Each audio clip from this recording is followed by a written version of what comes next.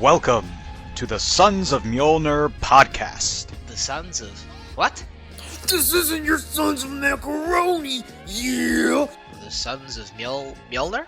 This is Sons of Mjolnir, yeah!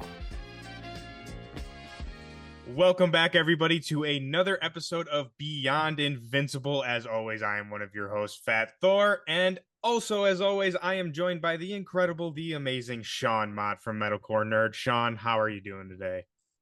Doing great, man. Ready to talk to Invincible. Also not ready, because after this, we only have one more episode. Dude, I know. It's like exciting and sad at the same time because this episode was so great, but then it's like, oh, we only have one more.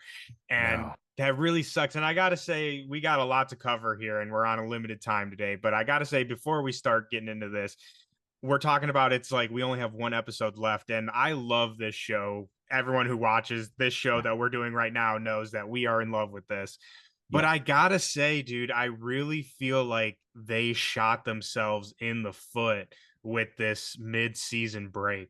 Like, Really? I've mean, seen talks of this. I don't feel it in the content. Like, the content is just as good, if not better, than it was the first half. So it has nothing to do with like how like the level of content.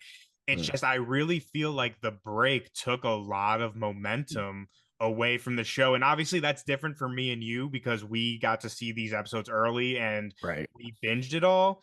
But just seeing the kind of conversation like this morning, I like saw barely anybody talking about the new episode. Like I saw a couple people, don't get me wrong, it's not like it's silent, but I feel like in the first half it was like the thing. And I mean, it was coming up against Loki at the time too, and it was like everyone's talking, everyone's hyped.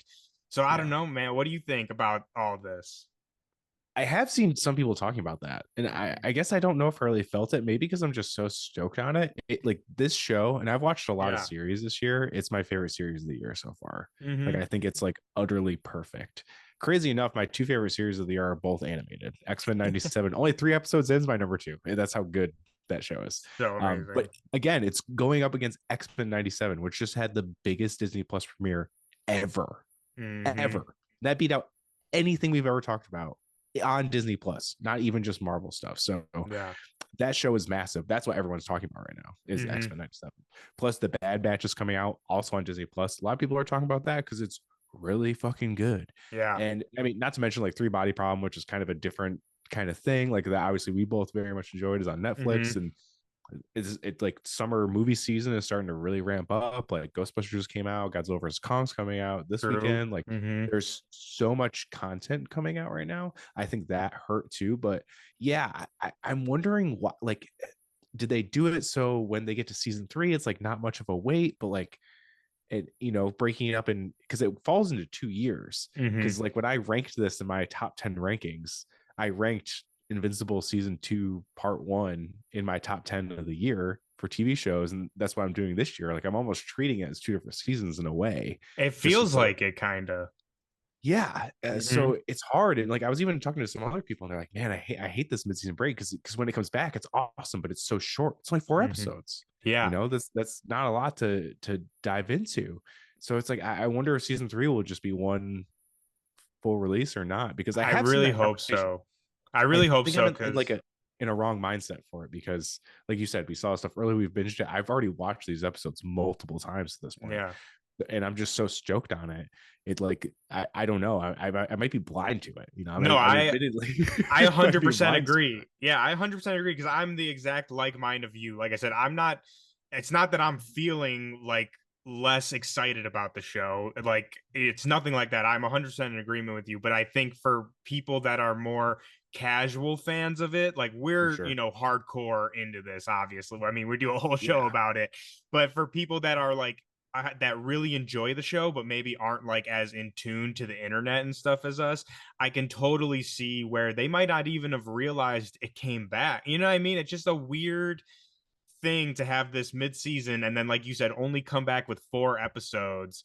Again, I could totally understand for someone who's more a casual viewer being kind of just blindsided by that and like losing the momentum. So I really hope that next season they just go all the way through with it and don't let up on the break at all.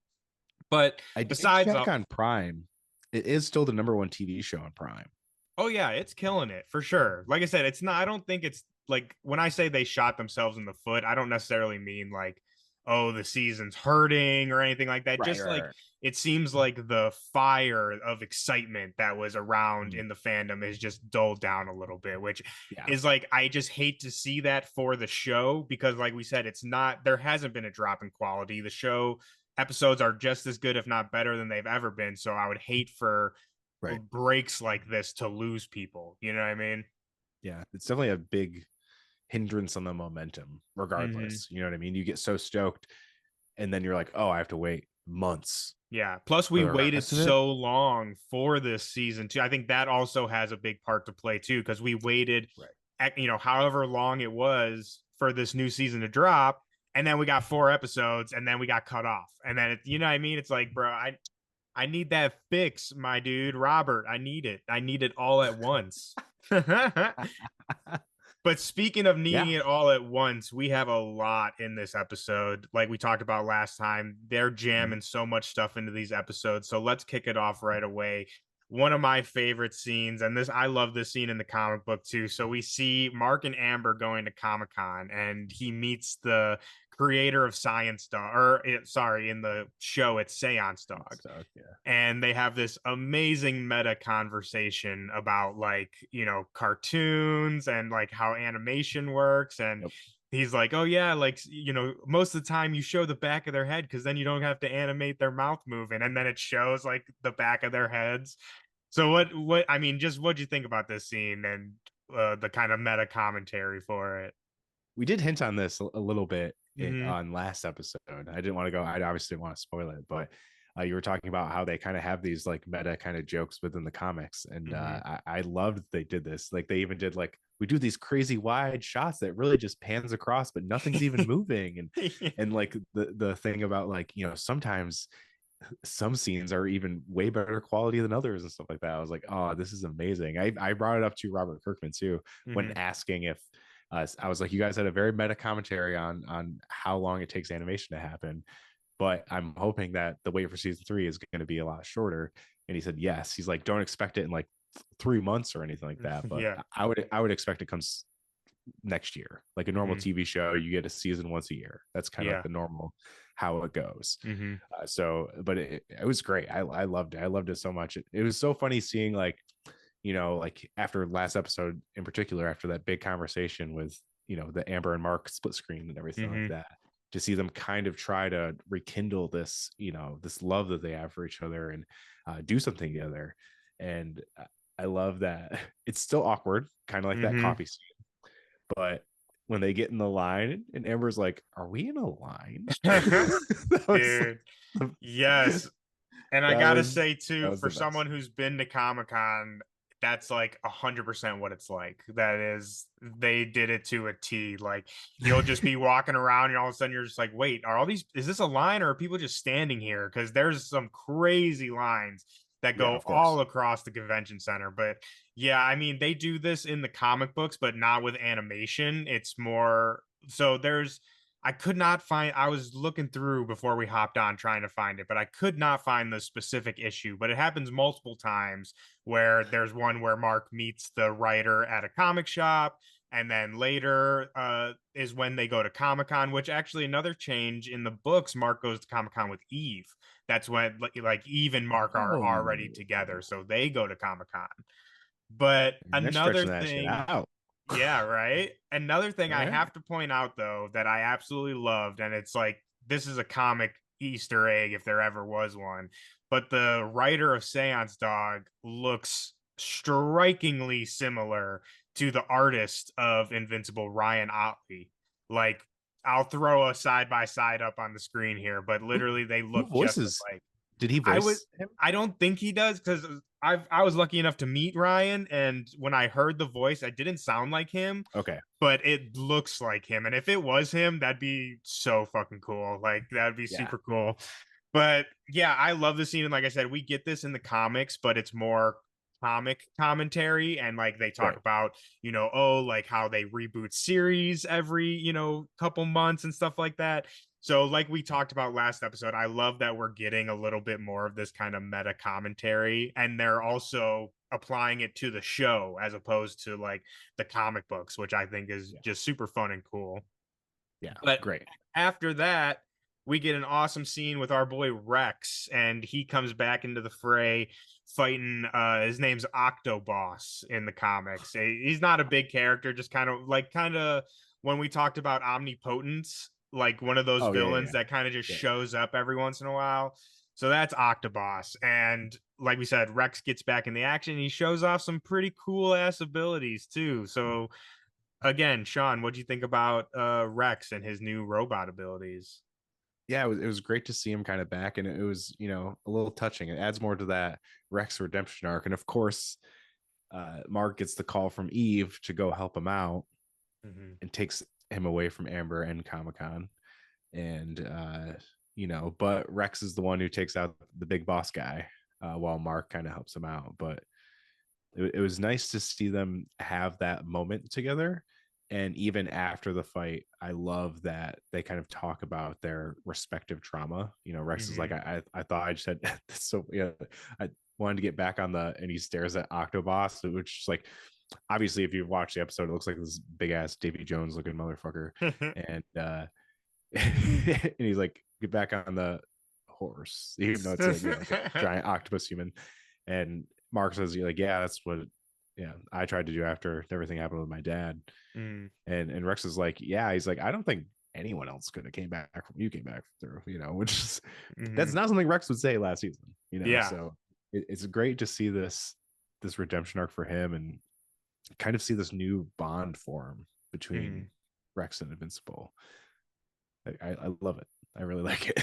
Yeah, me too. And that's something that we don't really get in the books. When Rex comes back from the whole King Lizard thing, it's completely different circumstance. They're actually fighting Duplicate's brother, and that's his first What? Yeah, Multipole, dude. You don't know nothing about Multipole yet. Was he in one of like the cells or something? Yeah, he was. So right? he's very sneakily. I want to say that was episode 1 of season 2, but we very sneakily see him in one of those cells. But yeah, in the comics, that's Rex's first outing back is against Multipole.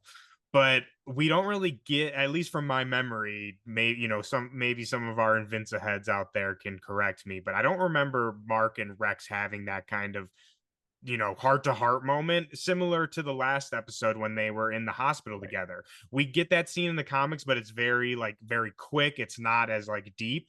And so having that, I think, again, just goes to everything we always talk about on the show, really fleshing out the characters a little bit more. And I also really love in the scene with Rex when you were talking about how, he's like, no, I need to do this. And I love, he's like, dude, like, I need this. He's like, please, like, I need this. And Vince was like, okay, dude, like, you got this. And again, like, I just really love it because I think it just goes more to what we talk about with Rex's redemption, like how you said he wouldn't say that a year ago.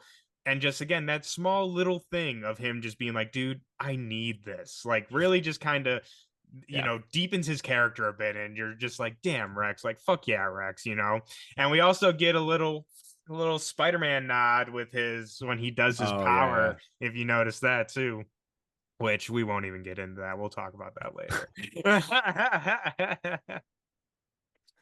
I was going to say Spider-Man is not in the series, guys. Spider-Man is not in the series. I say that confirm. For sure. Yeah, we can confirm. We'll talk about that next week. Yeah, that's next week's discussion. Something else I want to talk about, though, and this is something that we've talked about on the first half of this season, and it's not really a point of discussion in the episode, but we see Robot is training Monster Girl, and he built her own little robot and stuff. And I think it was last episode we finally got Robot talking to Cecil and talking a little bit more about how when she uses her power, she continuously gets younger. And again, that's something that we talked about in the previous episode as not necessarily a criticism, but something that they haven't really talked much about in the show, because in the books, that's one of the main like linchpins of Monster Girl and Robot's relationship, and how that relationship starts is him trying to help her control and or fix her powers. So I really love that they're starting to get into that now into the show, because I'm not going to spoil too much for, what happens to them in the future, but that like their relationship is very important moving forward and plays a huge role. So I really thought I think it's cool. Like we're starting to kind of see that. Yeah, that makes sense, because they've kind of been like small hints throughout even season 1 to season. I mean, him creating a young body to be like the same age as her is like, it's kind of messed up. Yeah. Kinda. And I love how in this scene too we get kind of a recap, if you would, of the state of the Guardians, and Bulletproof basically says exactly what you just said. He's like, we got one dude who changed his body so that he could be with this girl, and that's fucked up. And yeah, like Immortal's depressed, Duplicate's dead. He was like, we got a guy who's so Ray's old in a coma. he shits dust. That was I love that. Funny. And then he brings up, he's like, you don't even have your hair anymore. It's like, damn, dude. Dude, yeah. First of all, fuck Bulletproof. I'm gonna say that right now. Fuck that guy. But yeah, it was funny having him kind of recap, like I said, where everyone is at on the Guardians, and basically, again, kind of what you said in our last episode, like Guardians are kind of fucked, man. Like they're kind of really scraping the bottom of the barrel right now. Yeah, there is a line later that I hope I remember to bring up that Cecil says that I do want to ask you about. But when we get there, I'll see if I remember it. Well, but let's it has just to do kind of with the Guardians. I'd say, is it with him and Immortal when he's talking to Immortal? No. Okay. It happens during something with Mark later. Okay. Then just save it for later then. But yeah, so we meet up with the Guardians. We check up on Oliver, and he's just kind of doing his thing. Just something really quickly to point out is that, again, something we kind of talked a little bit about last episode was it seems like the show is slowing his aging a little bit. And in the book, like, again, timeline is a little different here, but if we're following like where this scene takes place in the book, he's like a kid talking, like they're playing catch with a baseball and shit, so seems like they're, like I said, holding his aging back a little bit. But something that they do talk about that is important, that we've alluded to a little bit, is his tutor mentions how he's learning like crazy fast. Like she's like, he's picking up things at a crazy fast rate. And we've talked about this a little bit, but Thraxans, like we talked about, they not only learn very quickly, something to remember, which maybe they'll get into this in the show, but in the books, it's explained that not only Thraxans learn very quickly, but they remember every like minute of their life, like from the moment that they were born. So like, while Oliver is a baby right now, like he is very conscious of what is going on, and like, he will remember all of this stuff basically. So like I said, we don't really see any hint of that, but I think that just something in the books that kind of gives more context to what he's learning, and kind of what we talked about, like what's that going to mean when he gets his powers, It just made me think of next episode, and boy. We got to save it. No teases here, no spoilers here. But the big meat of this episode, and what most of our discussion is going to be about, is we then get Anissa. I'm gonna call her Anissa. I think that's how you pronounce it. And major bombshell moment, crazy moment in the episode. It's when Mark and Amber are actually, like we were talking about, they're trying to make things work. They're on a date together. Mark has the Guardians covering for him. And then all of a sudden, Anissa shows up, Viltrumite, and, threatens to kill Amber, which, then ensues this whole thing. But before we get into the nitty gritty, Sean, what were your first thoughts? Not knowing who this lady is, what she's about, when she shows up, did you shit your pants a little bit? Like, what was going on? A little bit, because before when they're on this date, it's like this like beautiful moment, like the music is playing, and it kind of feels like it gave me like Spider-Verse vibes, like it feels so like youthful and just hopeful and nice and fun. Like the music is just like, you're like, oh man, this is great. Like look at them go. Like they're flying over the water and she's like touching the water. And I'm like, oh man, this is so nice. Beautiful. This is so nice. And then boom, Viltrumite threatening to kill his girlfriend right in front of him. And I'm like, no. Nothing lasts long. And it's just like you feel the threat immediately, She even says, you can try and stop me before I kill her, but it's not going to happen. And he knows, like, he's fought Viltrumites. Like, yep, he knows. And yeah, so it's like the tension is just immediately it goes from just like glee to like tension instantly. And man, what a great job they did at that, for sure.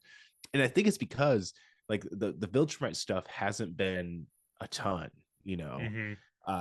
there's been a little sprinkled in this season, obviously, especially with the end of part 1. You really saw that in full force. But you like season 1, it was really just Omni-Man, so it's like I love the way they've been like building to this threat, because like we talked about last episode, that's the big thing right now that's in the back of everyone's mind. All this other stuff is going on that's obviously very like awesome and important and traumatic sometimes, but the big thing is those motherfuckers are coming, dude. Yes. And there's one here right now. So you don't know. You're like, is this it? This time? This is when the war is happening? So you don't know. You have no idea what's going to happen. And I think that adds to that tension too. But yeah, great. Immediate threat. Boom, done there. So did you, when she came in, did you think like, was that your first thought? Like, oh, fuck, it's happening. Like the Viltrumites are here. Or were you more just kind of like, okay, what's going on here? It was more of that. Yeah. I can see people thinking either way, but it was more of the immediate threat of like, wow, he just threatened Amber. Like that's rough. Yeah. And I want to point out, so this this happens in the comic, obviously, specifically issue 44. So the rest of this episode is mainly issue 44 and 45 right after another. But the biggest difference here is in the book, it's actually Debbie that Anissa threatens. So like we talked about in last episode, at this point, Mark and Amber are already broken up, which we will talk about in just a minute here.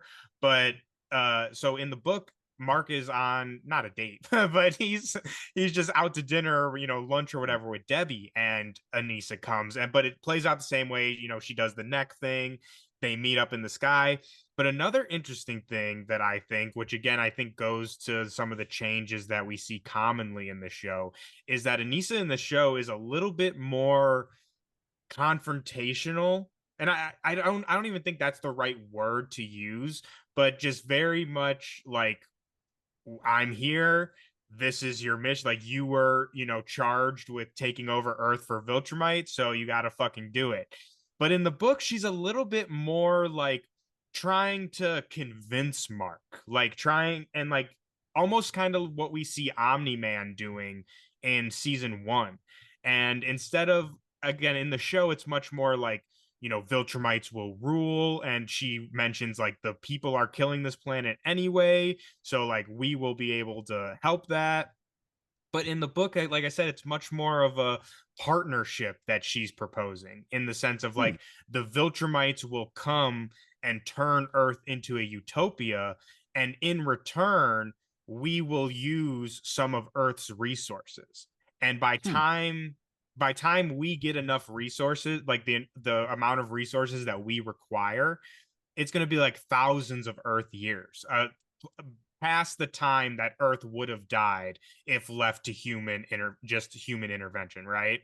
So I find it interesting. Like I said in the book, it's kind of more of a give and take deal that she's proposing, that the Viltrumites are proposing to Earth, as opposed to the show. It's a little bit more, like I said, confrontational. A little bit more like, no, we're gonna do this regardless. Does that make sense?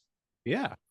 Interesting. Yeah, so I thought that was interesting, and I think it just kind of goes to, again, a common theme that we see in the show with the violence and the, aggression being amplified in the show, and I think that's the right word I'm looking for. Aggression.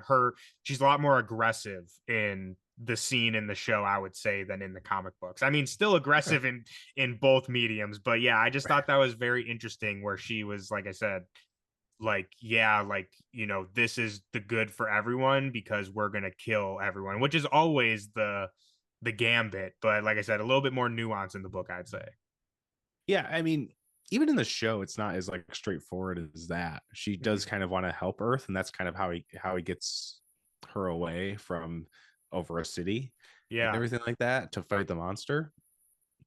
So I like that because that was a different kind of side than we've seen before from a Viltrumite, kind of being like, hey, we want to help this planet, not in the it's kind of like a Thanos type thing, like, oh, I want to help the universe by killing half of it. It's like we want to help you, but we're still gonna anyone who goes against us, we're gonna kill. Not really the best, Yeah. But yeah, like not the best approach. But yeah, and another thing too that I feel like the show didn't harp on as much is, again, with Anissa trying to kind of convince Mark. Another kind of major part of her thing is like she tells him like your understanding of Viltrumites is completely wrong. Like, yeah, like which we get a little bit. I think I want to say she has the line of saying like, I know like most Viltrumites are quick to violence, something along those lines. But she again kind of harps on it a little harder in the books of like, I like, yes, our people are quick to violence, but we also like our main goal is to bring utopia to planets across the universe, which again is just kind of interesting to think about the Viltrumites, right? Because I think, like you said, we get a lot of backstory a little bit from Nolan in season 1, and then we meet the Viltrumites in this season when they fight on Thraxa. But I think like there's so much more to the Viltrumite just culture that has yet to be revealed that I think lays a lot of groundwork. And I think something to understand, especially with Anissa going forward, and people who have read the comics or have even maybe looked up her character, I'm sure you can you know what I'm alluding to here.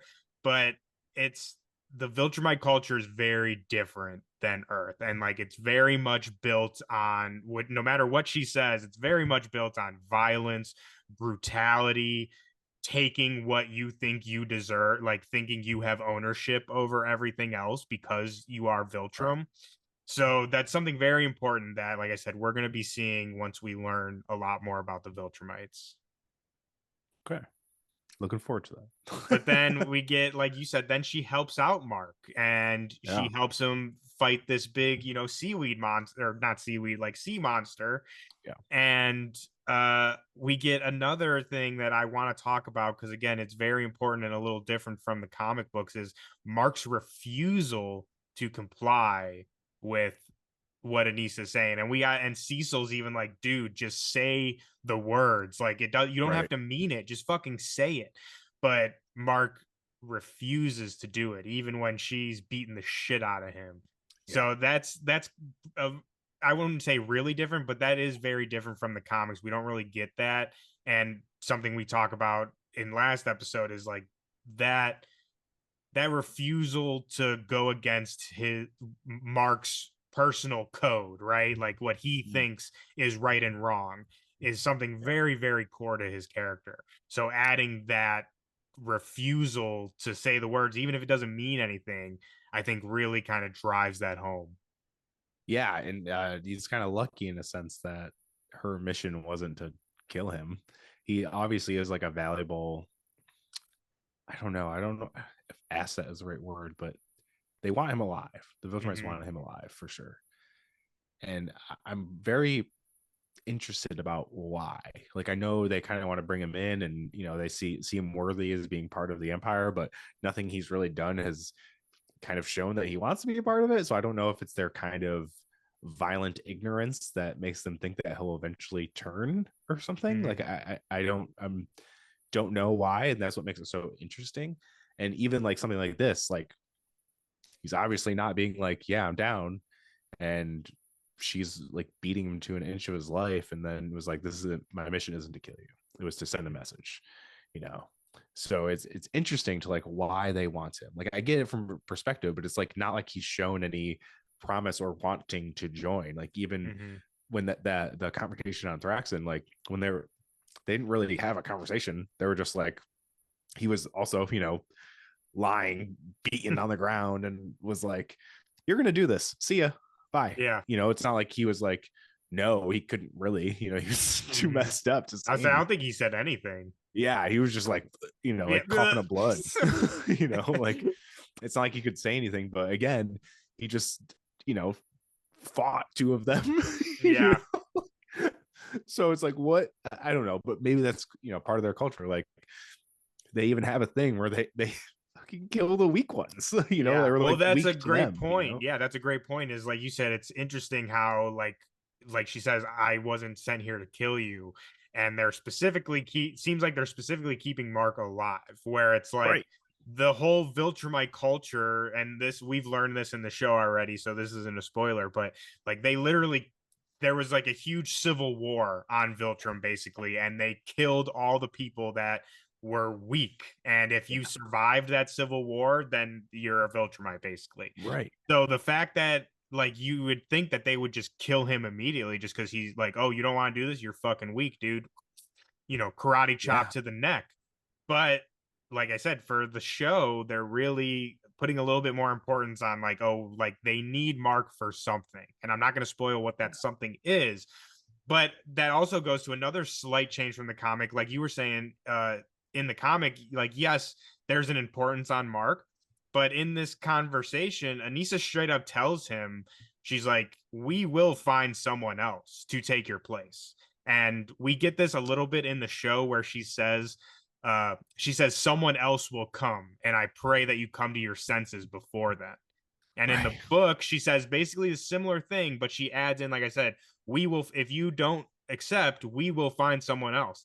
That could take us months, that could take us years, but I pray that you come to your senses before that happens. So the kind of ultimatum she leaves him with in the books is like, we're gonna be looking for someone else, so you better figure this shit out before that happens, because if we do, you're fucked. But here we get a nice little tease of what's to come when she says someone else will come. So, I mean, I know who that is, and my Invincible heads out there know who that is. But Sean, as the newbie in the group, I want to know, do you got any theories, any thoughts of who that could be? I think it's what's his name, General whatever, the guy with the one eye. Craig. That's my guess, but there could be a million other Viltrumites they could send. Like obviously, like Anissa was a new character. I think we saw her in like a flashback scene when Nolan was describing something or something like that. I think. Yeah, we might have not mentioned by name or anything, and they showed a bunch of other ones. I know there's like an older looking one with white hair that's like massive that I've heard is like a big part of the comics. I don't know his name. I'll so say they his showed name. A lot. His name is Conquest, and let me just tell y'all, keep an eye out. Keep an eye out for Conquest for sure. But yeah, there's a lot of Viltrumites that are going to be coming into play. I don't want to spoil too much for anybody, but Anissa is just the first one that they've sent, right? Like this is just the first step. This is like like Mark, we gave Mark this job. Let's kind of try and see if we can reason with him, right? Like see if we can reason with him. Now Anissa has decided there is no Mark's not going to be doing this, willingly.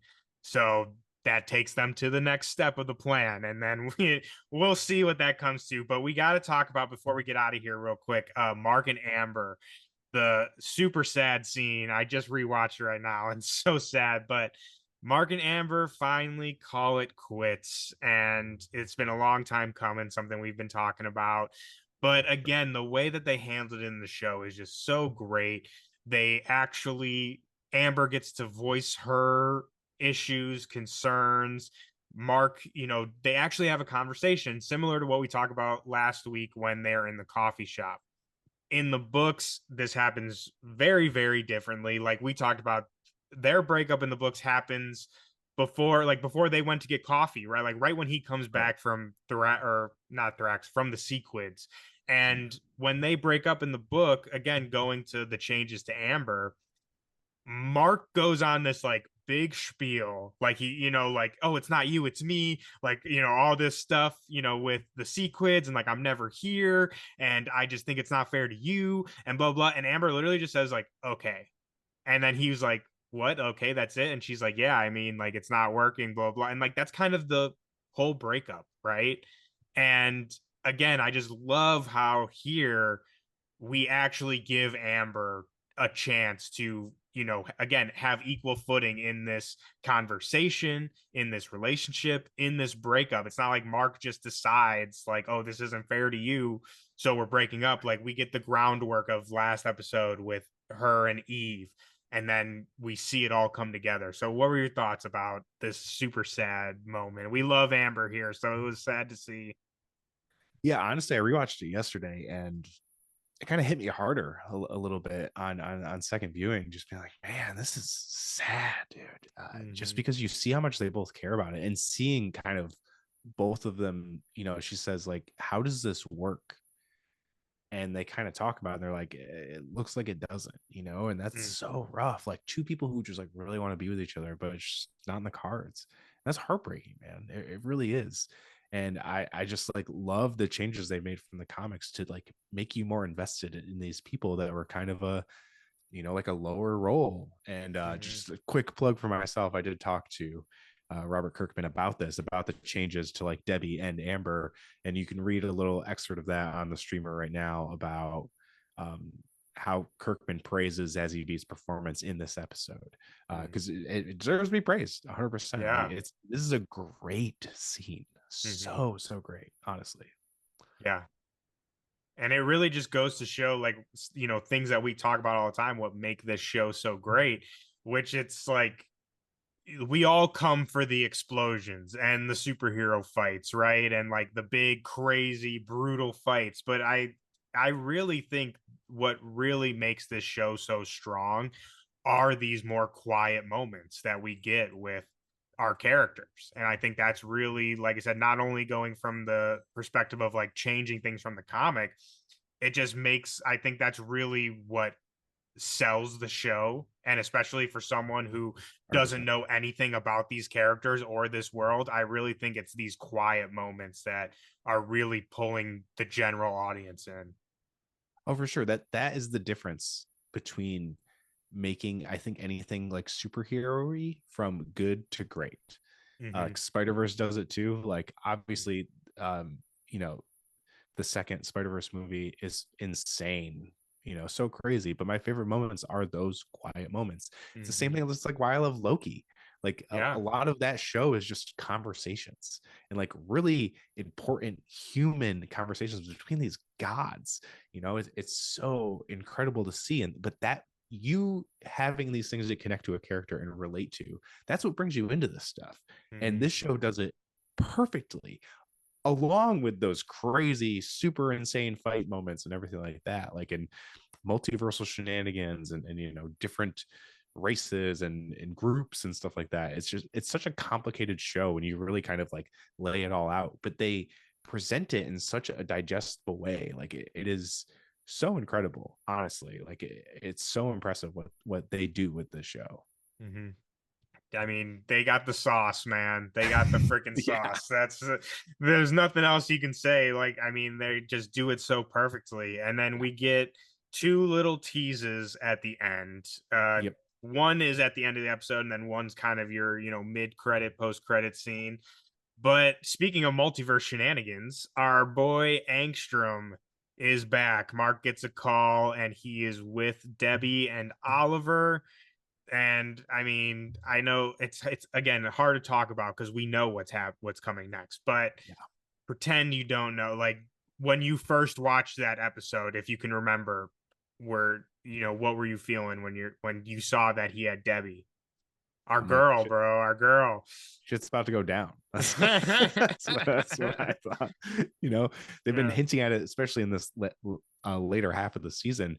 Angstrom's kind of been in the background, but he'll pop up in like a little end tease scene, and here it is. Here, it's like, we know next week, here's the payoff.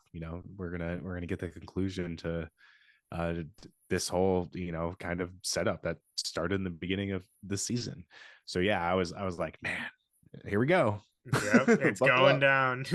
And then after that, we get a quick little another one of our favorite people, Alan the Alien. He comes Yes. across the Viltrumite ship that they were talking about in last episode and does a quick little fight with Anissa, but it's clear that he wants to be taken and on that prison because again, last episode, him and Mark talk about that's probably where Nolan is.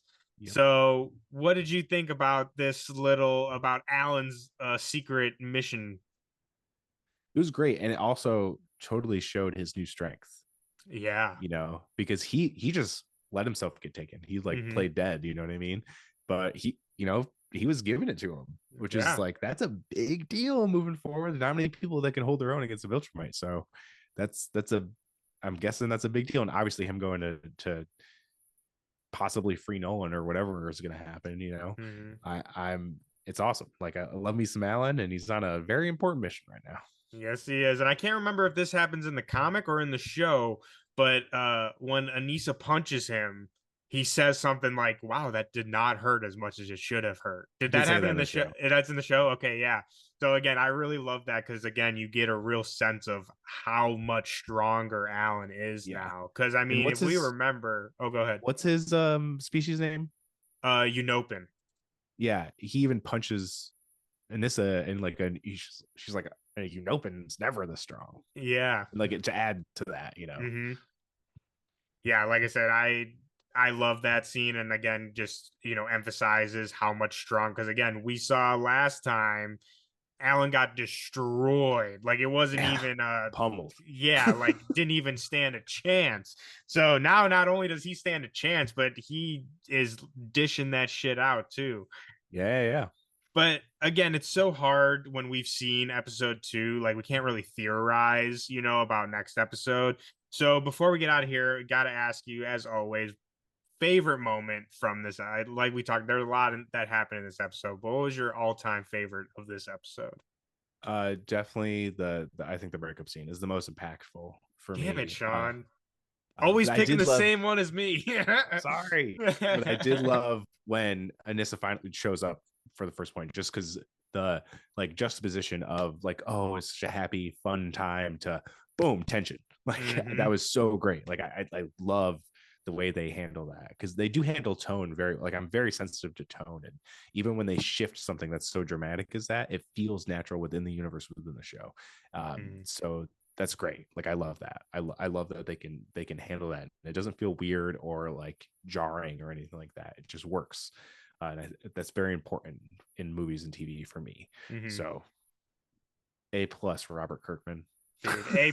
And I gotta echo you again, as always. I mean, the Anissa I think was my favorite, and I think your analysis there was perfect and explains it perfectly. But something I really love about it with this tension is it, for me, coming from the comics, it reminds me of like those page turns, like the kind of suspense you get from a page turn. And Invincible is very great at that. So the way they translate that feeling with, like you said, the switch in tension, which they do so well in this show, I think kind of gives me that same feeling as like a crazy page turn. So yeah, that was my favorite moment as well. And just like knowing what's to come, what I mean? It's like, oh my God, like this is happening. That means we're getting to this, so yeah, it's just it's exciting all around. I love it. And that's a great analogy. Good page turner. I like that. It's a page turner, man. The comic, the show, it's a page turner, flip turner. It's everything. It's everything you want and more. Another fantastic episode of Invincible. Unfortunately, like we talked about, we only have one more to go, and I'm so sad to see it go. But hopefully, we won't have to wait as long. Like we talked about in the beginning. Hopefully, Kirkman and team, it seems like they got it down now. So I'm thinking that we're gonna be back doing this a lot sooner than we were last time. Hopefully. Yeah, I think so. Hopefully. Hope so. Fingers crossed. Well, everybody, thank you so much for coming and nerding out with us today. If you enjoyed this episode, please consider giving us a like and subscribe. It really helps us out. Also, be sure to go check out Metalcore Nerds, all of their podcasts, written material, articles, all the stuff they got going on, and check out Sean's work over at The Streamer. That's going to be where all of his stuff with Robert Kirkman is going to be uploaded. Fireworks in the chat for Kirkman and Sean. And I will also be putting all of those links in the description as they come out. So if you check and they're not there yet, come back, check, and I'll be updating them as, like I said, the articles come out. I hope that you guys all have a fantastic week. I hope you guys all stay hydrated. I hope your stacks are fat. And we will see you all next time for the last final episode of Invincible Season 2.